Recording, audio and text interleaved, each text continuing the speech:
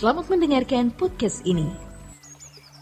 Ketika kita ada dalam kebutuhan mendesak, ketika kita sedang dalam keadaan kecewa dan lemah, ketika kita bingung, bimbang, hendak mengambil keputusan, justru saat-saat itulah kita membutuhkan kehadiran Tuhan dan menangkap apa yang Dia kehendaki untuk kita lakukan.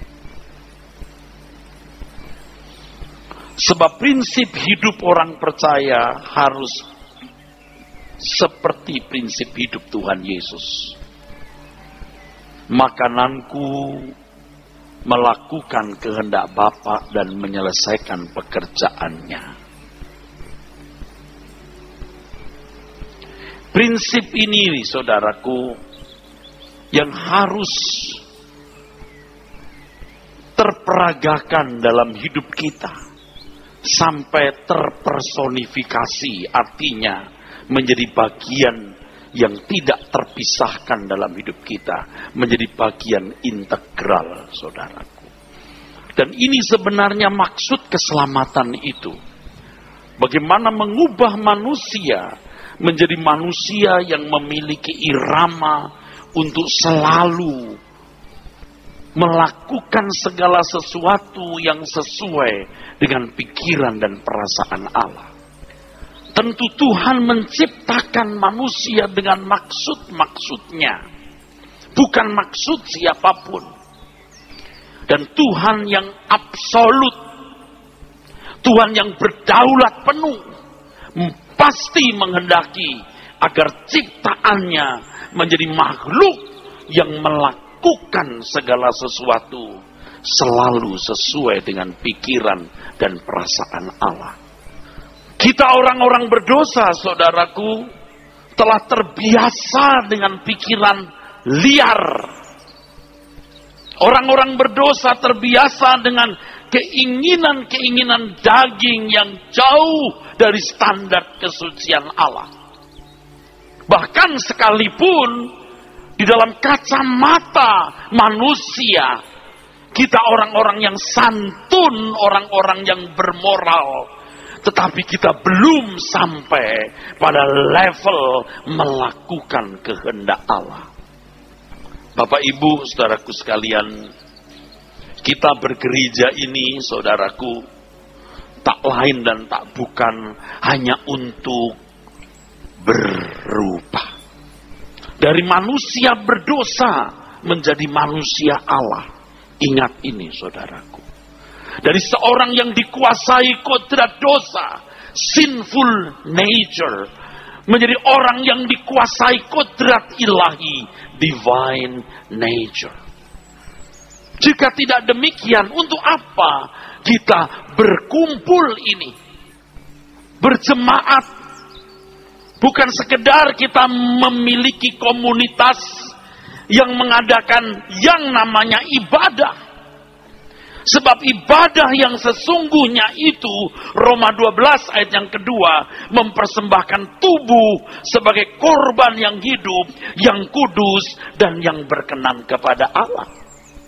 Roma pasal 12 ayat 1 dan 2. Yang kedua, terus mengalami pembaharuan pikiran, sehingga kita mengerti kehendak Allah apa yang baik, yang berkenan, dan yang sempurna. Nah, makananku melakukan kehendak Bapa dan menyelesaikan pekerjaannya. Inilah maksud kita berkumpul. Inilah maksudnya kita berjemaat. Di tempat inilah kita bisa mendengar kebenaran yang tidak pernah bisa ditemukan di luar gereja. Oleh sebab itu, kalau gereja hanya menyampaikan kebaikan standar moral umum, gereja hanya memberikan motivasi kerja keras, rajin, giat, seperti yang disampaikan para motivator, apa bedanya? Mimbar harus menjadi tempat di mana kita menyuarakan apa yang diajarkan Tuhan Yesus.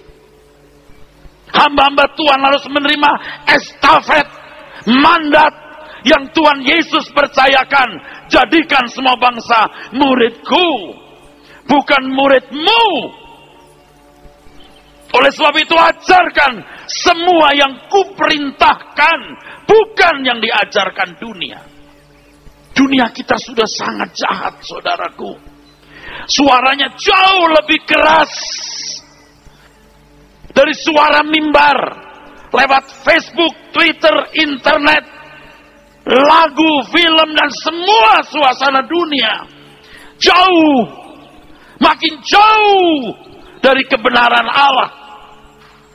Maka tidak heran kalau firman-firman yang diakui sebagai firman Tuhan, padahal bukan firman Tuhan, tapi firman manusia.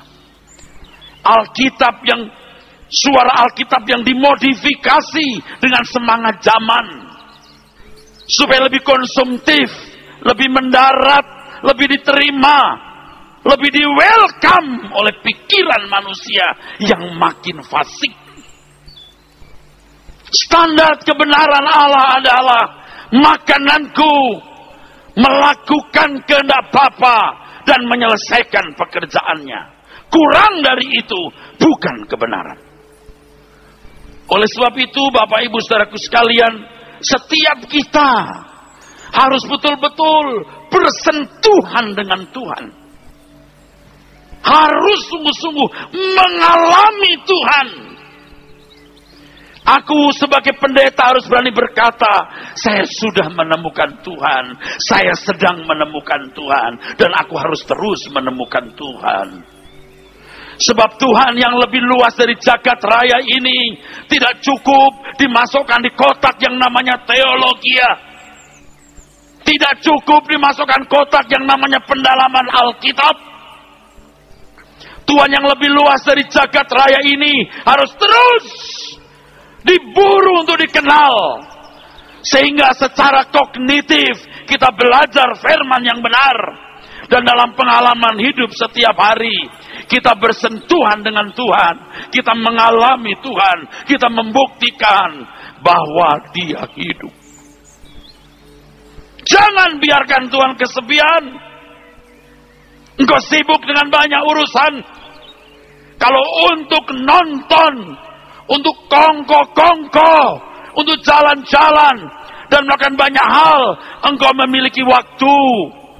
Tetapi untuk 30 menit saja, engkau tidak pernah sediakan waktu yang mestinya engkau anggap sebagai prime time-mu bertemu dengan Tuhan yang begitu mengasihi engkau.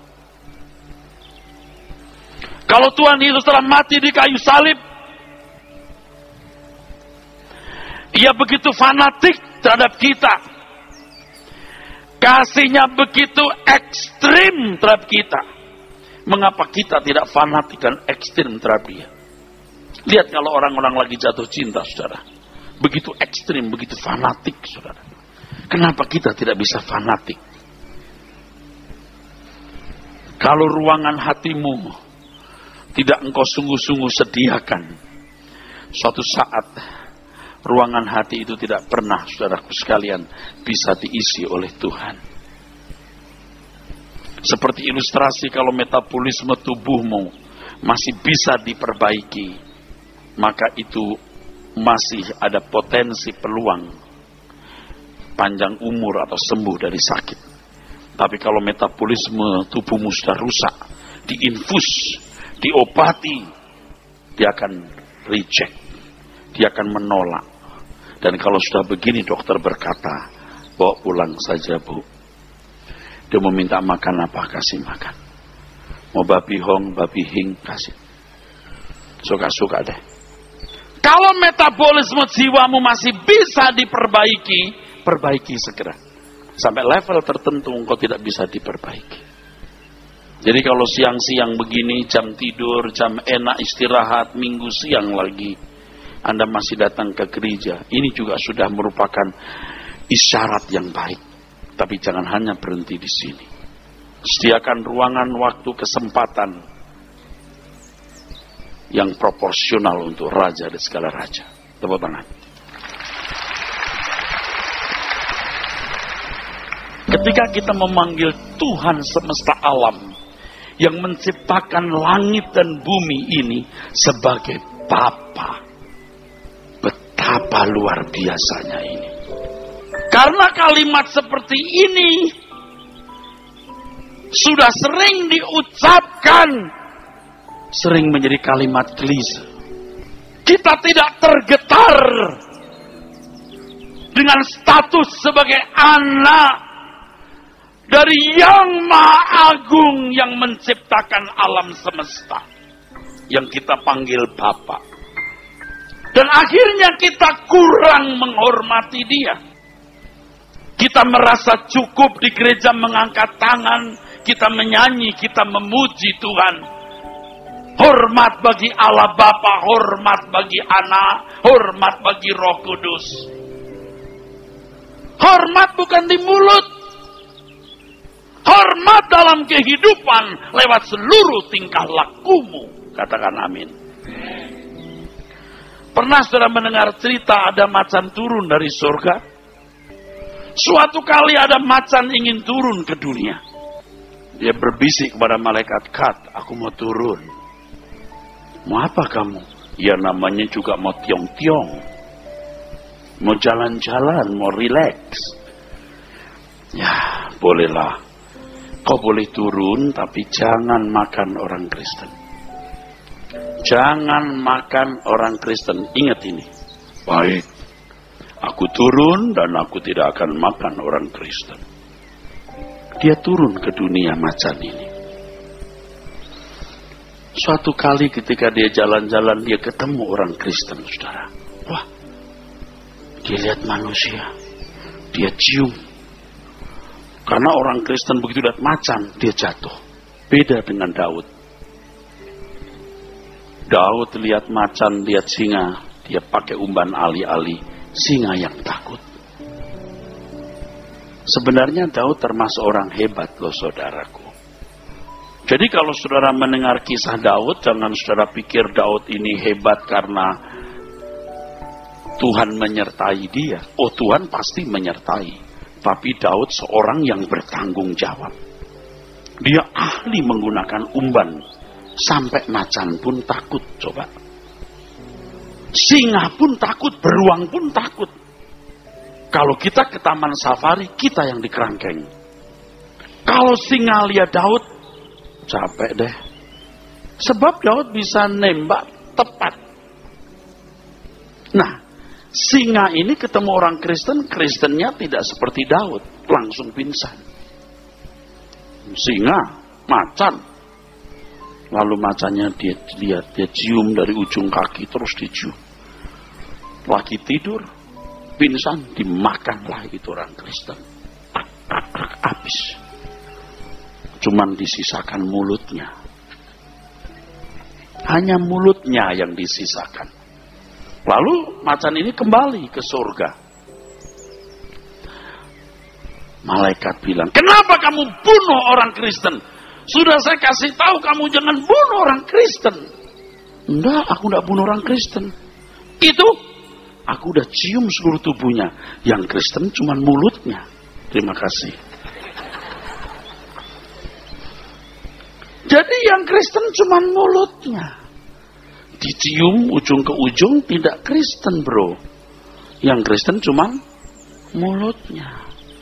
Nah, kalau saudara ketemu anak yang hormat cuman mulutnya gimana? Nggak dihitung. Setuju? Setuju, saudara? Kalau kita punya anak menghormati orang tuanya di mulut, kita nggak ngitung loh. Mama sayang mama, aku sayang papa. Nggak dihitung. Nggak di-counted. Nggak dihitung. Saudara kalau menghormati Tuhan hanya di mulut, nggak dihitung. Tepuk tangan dulu. Tepuk tangan lebih serius, saudaraku. Kita memuji Tuhan, kita mencintai Tuhan dengan mulut. Nggak dihitung, saudara.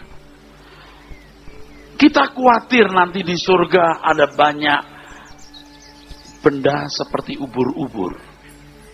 Ternyata itu mulutnya orang Kristen. Mulutnya kayak ubur-ubur. Kalau hanya mulut kita yang menghormati Tuhan, nggak dihitung. Menghormati Tuhan itu dengan sikap tindakan konkret. Siapapun kita, termasuk saya, saudara. Termasuk choir, singer, worship leader, pemain musik. Semua kita,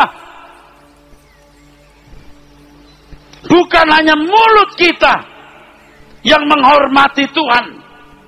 Tuhan Yesus menghormati Allah Bapa bukan dengan perkataan saja, tetapi seluruh tindakan hidupnya menunjukkan hormatnya kepada Bapa di surga. Jadi ketika Tuhan mengatakan di dalam Yohanes pasal 17, Bapa, aku sudah memuliakan engkau. Kapan Tuhan nyanyi?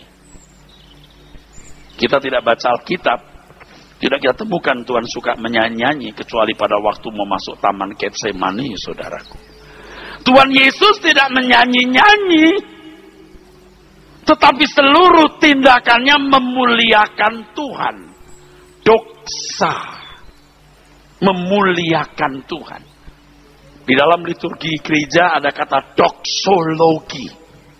Dari kata doksa artinya glorify, memuliakan. Dalam bahasa Ibrani ada kata yang artinya memuliakan atau mulia, kabot. Kabot itu berarti memberi nilai berat. Jadi ketika Tuhan mengatakan kamu harus menyembah Tuhan Allahmu, kata menyembah itu proskuneo, yang artinya memberi nilai tinggi, saudaraku.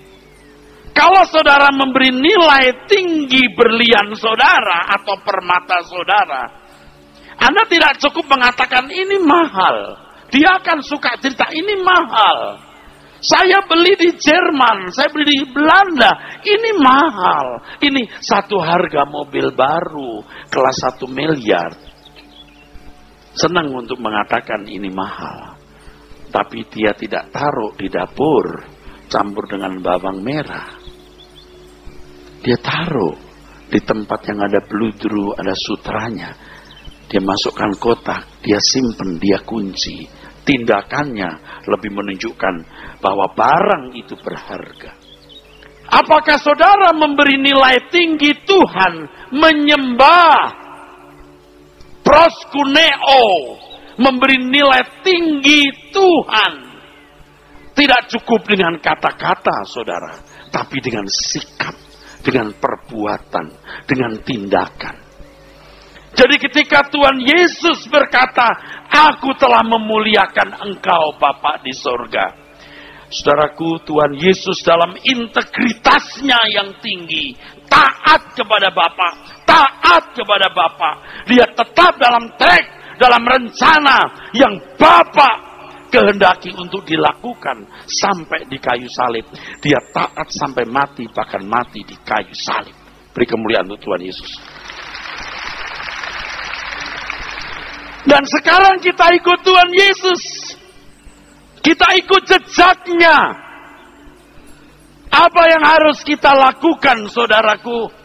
Seperti yang dia lakukan. Memuliakan Bapa.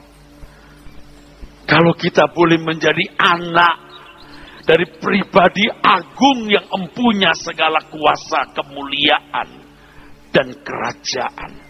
Betapa hebatnya, saudara. Engkaulah yang empunya kuasa, kemuliaan kerajaan sampai selama-lamanya. Yang empunya Bapa di sorga, dipercayakan kepada Tuhan Yesus. Dan suatu hari kita juga akan dimuliakan bersama-sama dengan Tuhan Yesus. Tentu tidak semua orang mendapat kesempatan itu.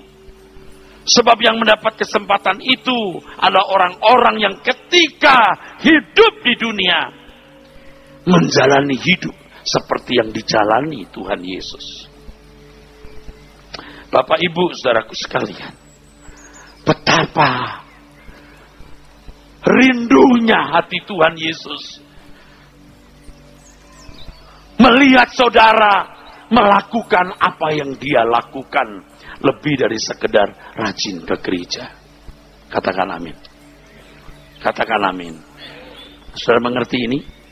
Betapa Betapa rindunya Tuhan. Saudara punya prinsip hidup seperti prinsip hidupnya Tuhan Yesus. Makananku melakukan kehendak Bapa dan menyelesaikan pekerjaannya. Jadikan ini hal yang paling utama dalam hidupmu. Jangan ditunda. Jangan ditunda. Kalau saudara menundanya, Anda punya irama batin, irama jiwa, metabolisme jiwamu sudah rusak. Anda tidak akan pernah memahami apa artinya melakukan kehendak Bapa. Karena kita hidup hanya untuk kesenangan kita sendiri. Ini tidak mudah, Bapak, Ibu, saudaraku. Ini tidak mudah. Tetapi inilah, saudaraku, Injil itu, kabar baik. Bahwa Tuhan memberi kesempatan kita untuk mengerti kehendak Bapa dan melakukan kehendak Bapa. Inilah kabar baik itu. Oleh Roh Kudus Dia membuka pikiran kita mengerti kebenaran. Oleh Roh Kudus Dia memberi kita kecerdasan mengerti apa yang baik, yang berkenan dan yang sempurna. Oleh tuntunan Roh Kudus Dia mampukan kita hidup seperti Tuhan Yesus hidup. Dan ketika kita menutup mata, kita telah menjadi sosok pribadi agung yang berkenan di hadapan Bapa di surga. Dan itulah kemuliaan. Jangan sia-siakan. Jangan sia-siakan kebenaran ini. Jangan tidak menghargai kebenaran ini. Di Injil Matius 7 ayat 21 sampai 23. Tuhan Yesus berkata, bukan orang yang memanggil aku Tuhan. Bukan orang yang berseru kepadaku Tuhan masuk ke dalam kerajaan surga. Melainkan yang melakukan kehendak Bapakku di surga. Kamu panggil aku Tuhan percuma. Jika kamu tidak menghormati Bapakku, aku tidak kenal kamu. Sebab Dia menjadi Tuhan bagi kemuliaan Allah Bapa, bukan menjadi Tuhan bagi kemuliaan dirinya sendiri. Ini luar biasa, saudaraku. Jadi panggilan Tuhan, seruan Tuhan, sebutan Tuhan kepada Yesus menjadi sah kalau kita melakukan kehendak Bapa. Tentu ini bukan satu hal yang sederhana dan mudah. Itulah sebabnya ada proses pemuritan. Jadikan semua bangsa muridku. Saya di sini bukan mediator. Sebab mediator kita hanya Tuhan Yesus. Pengantara kita hanya Tuhan Yesus. Saya mentor. Saya mengajarkan firman sebatas yang bisa saya lakukan. Selebihnya cari Tuhan Yesus. Dalam hidupmu setiap hari temui beliau. Belajar dari Dia yang mulia Tuhan Yesus. Yang lulus telah melakukan kehendak Bapa, taat sampai mati, bahkan mati di kayu salib. Tepuk tangan, saudaraku. Temui Tuhan, bro. Temui Dia. Temui Dia, bro. Tidak ada jalan lain untuk bisa dikenal Tuhan Yesus kecuali melakukan kehendak Bapa. Dan menurut saya sebagian saudara belum melakukan kehendak Bapa. Anda nyaman-nyaman, awas. Kalau Anda mati hari ini, belum tentu Tuhan berkata, aku kenal kamu. Jangan tenang-tenang. Saya sudah percaya Tuhan Yesus itu, Pak. Apanya? Dia juru selamat. Itu baru identitasnya. Saya sudah katakan di sini. Saya percaya Dia juru selamat. Itu baru identitasnya, Pak. Saudara percaya Mr. Obama itu presiden? Iya, itu baru statusnya.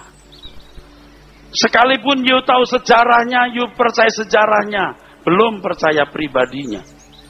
Percaya Tuhan Yesus lahir di kota Bethlehem, mati di kayu salib, you baru percaya sejarahnya. Kalau percaya Tuhan Yesus, you harus ketemu, bisa dialog, mengerti kehendaknya, dan melakukan kehendaknya. Baru namanya percaya. Kalau bro percaya saya bro, betul percaya? Percaya saya? Oke, buka baju. Oh, enggak, jangan begini, aku bercanda aja. Betul nggak? Yuk buka baju. Mana dompetnya? Yuk kasih dompetnya ke saya. Baru yuk percaya saya, betul? Kalau Pak percaya Pak Aras Pendeta, percaya. Lahir di mana, tahu. Belum percaya saya. Ketemu saya suruh yuk lakukan, baru itu percaya. Saudara nggak connect sama Tuhan. Tidak kontak-kontakan. Nggak mengerti. Nggak mengenal dia. Tidak peka. Kok ngaku percaya? Yesus mana? Yesus dalam fantasimu. Belum Yesus yang kamu kenal secara pribadi. Biar kamu anak muda, nak. Kamu harus kenal Tuhan istri muda. Amin. Dia bisa ditemui, nak. Dukun bisa ketemu tuyulnya. Masuk kita angkat bisa ketemu Tuhan kita. Amin, saudara.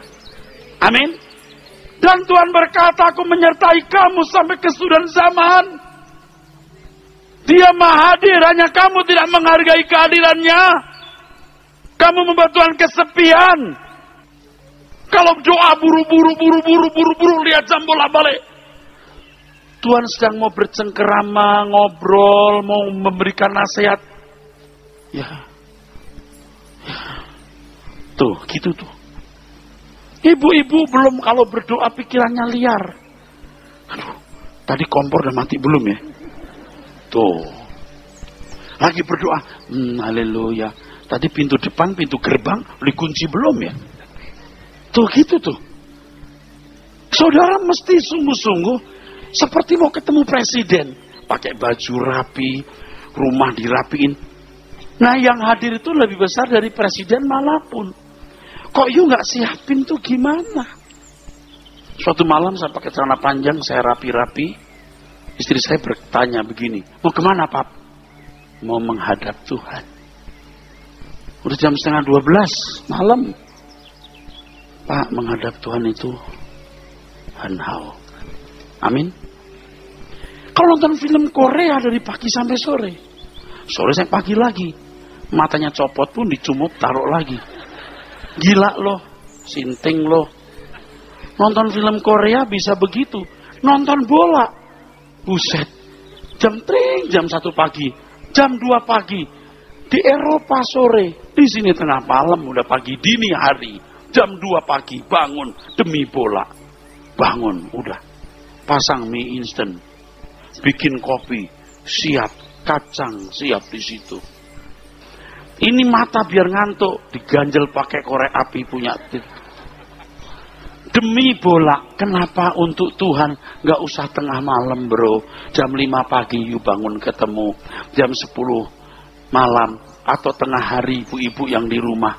Kenapa gak bisa? Ibu-ibu kalau ketemu Tuhan lebih cantik loh wajahnya. Swear.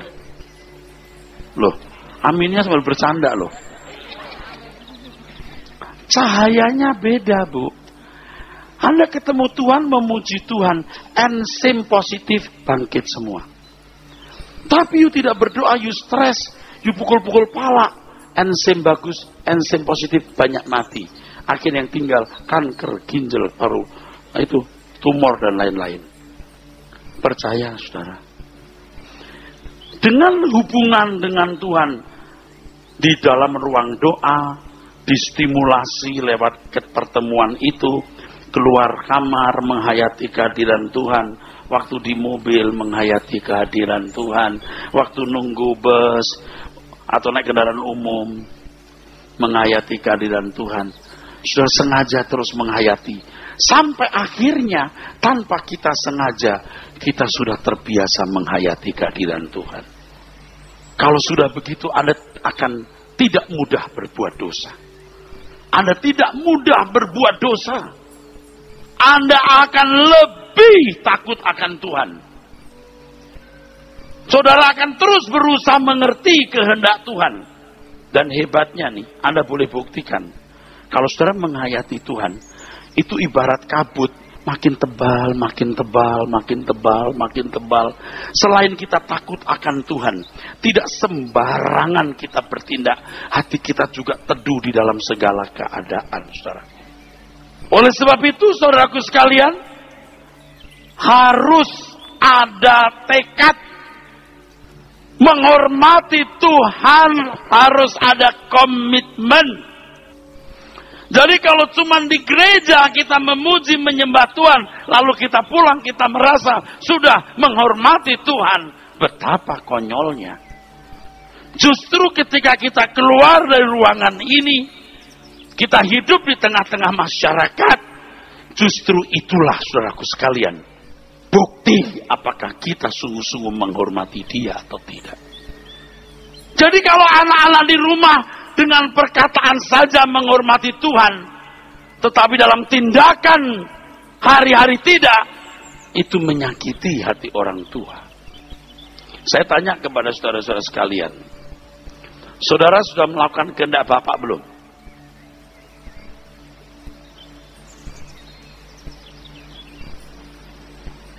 Ada orang di sini?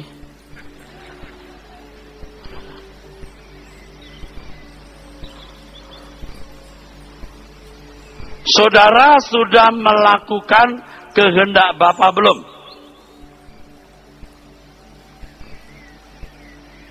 Saya pulang nih, buru-buru nih kalau begini. Saudara mau diluruskan nggak? Saudara mau bertobat nggak? Dulu saya jadi pendeta, saudaraku, juga tidak bersih hidupnya. Ambisi saya, banyak selingan-selingan yang itu melukai Tuhan, saya lakukan. Tapi saudaraku sekalian, saya bersyukur Tuhan mentobatkan saya. Tahun 2009, Tuhan mentobatkan saya luar biasa. Tuhan perbaharui hidup saya. Saya mau katakan, gelar doktor saya, gelar pendeta saya tidak membunuh, tidak mematikan nafsu-nafsu rendah dalam daging saya. Gelar doktor saya, gelar pendeta saya, tidak membersihkan jiwa saya. Tetapi komitmen saya tiap hari, saudara. Komitmen saya tiap hari. Belajar dengan tekad yang tinggi untuk merubah hidup. Itu yang membuat saya tahap demi tahap bisa menjadi benar, saudaraku. Saudara sudah melakukan kehendak Bapa?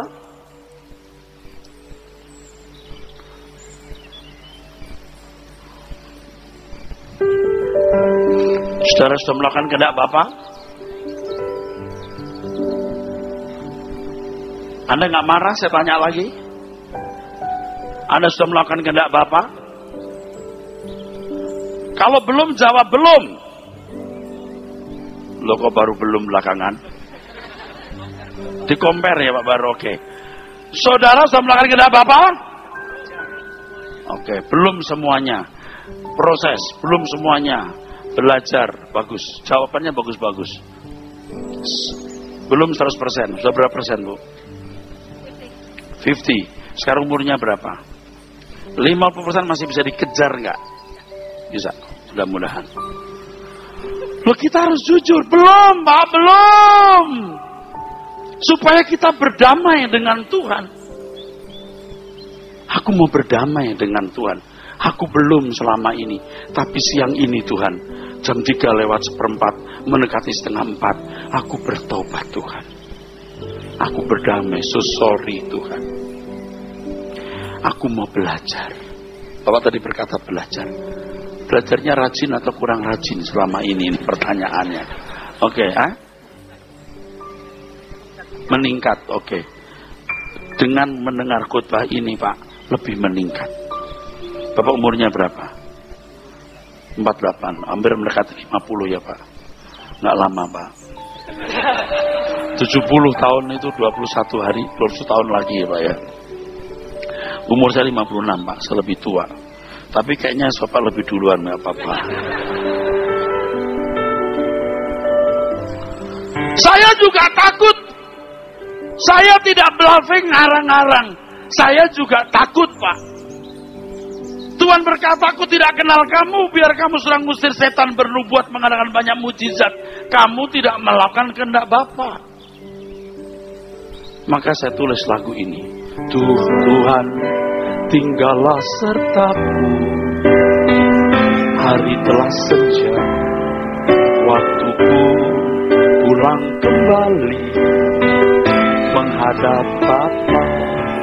Tuhan tetap sertaku di sisa perjalananku, setia sampai akhir hidupku. Walaupun kita tidak setia, Tuhan tetap setia. Tetapi kalau waktu sudah habis, saudaraku, kita tidak punya kesempatan untuk bertobat. Dan kalau sekarang kita masih punya kesempatan, kita mau berdamai dengan Tuhan. Siang ini kita mau berdamai. Kalau siang ini saya masih bisa berkhotbah, bersyukur kepada Bapa di surga. Dan lebih bersyukur kalau saya boleh mengajak saudara untuk bertobat. Biar saya pendeta, Pak, saya juga bertobat, Pak. Tahun 2009 ada titik balik hidup saya untuk sungguh-sungguh. Hidup ini nggak lama, Bu. Makin hari kita makin tua. Nggak ada yang nikmat dalam hidup ini.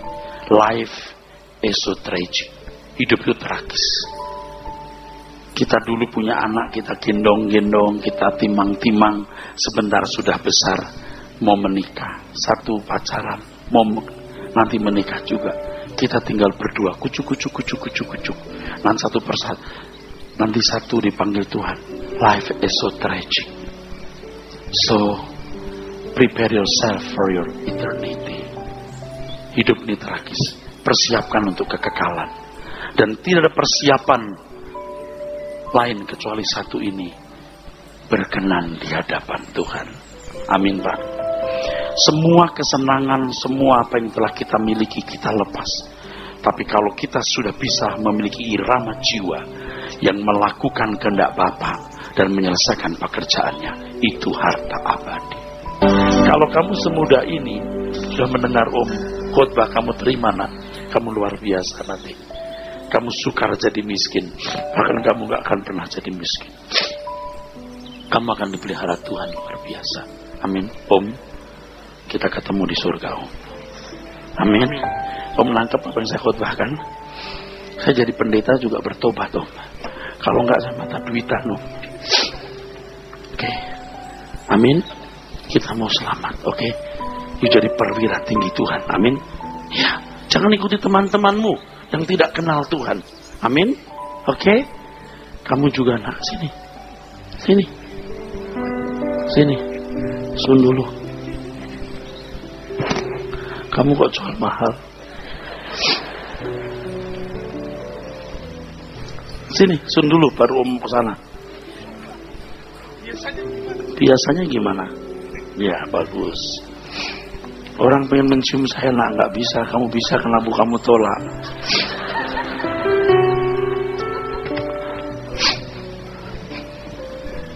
Kita mau bertobat, saudara. Jangan jadi Kristen ngawur. Kalau boleh saya ucapkan satu kalimat, mungkin nggak enak, boleh? Sebagian besar orang Kristen nggak benar. Sebagian besar gereja mengajar nggak benar. Sesuai firman Tuhan, sedikit sekali orang yang selamat. Dan Tuhan berkata, kalau anak manusia datang, apakah dia mendapati iman di bumi?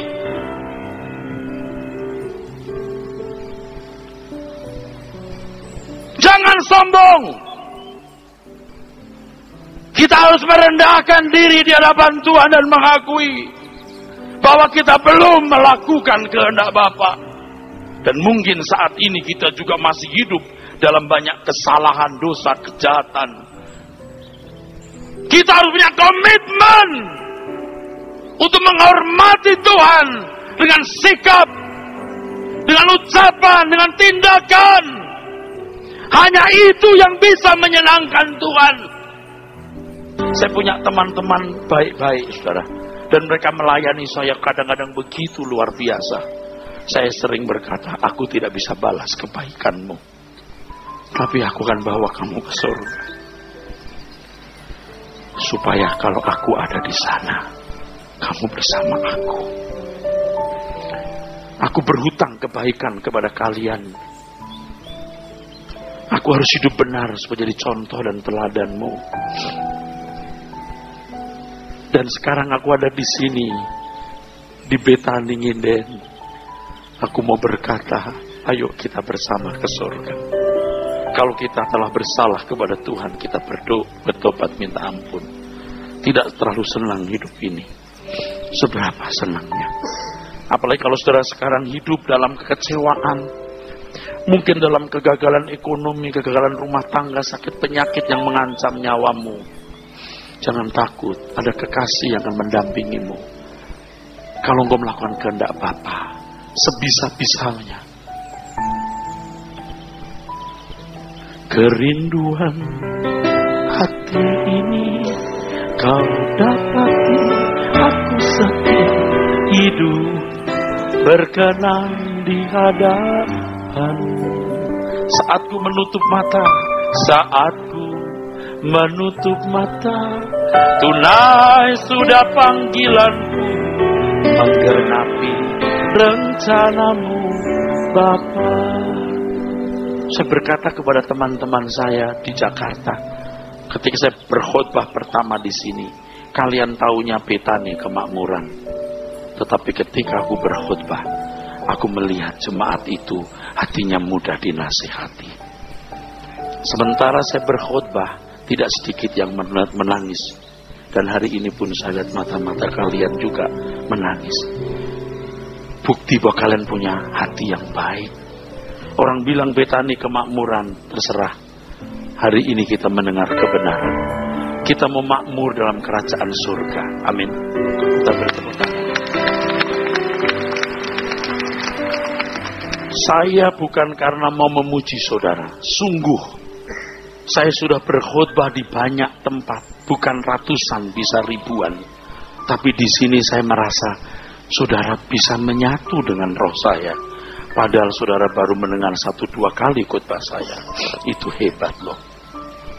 Saya tidak rugi datang jauh ke tempat ini, saudaraku. Nggak ada artinya buat saya uang.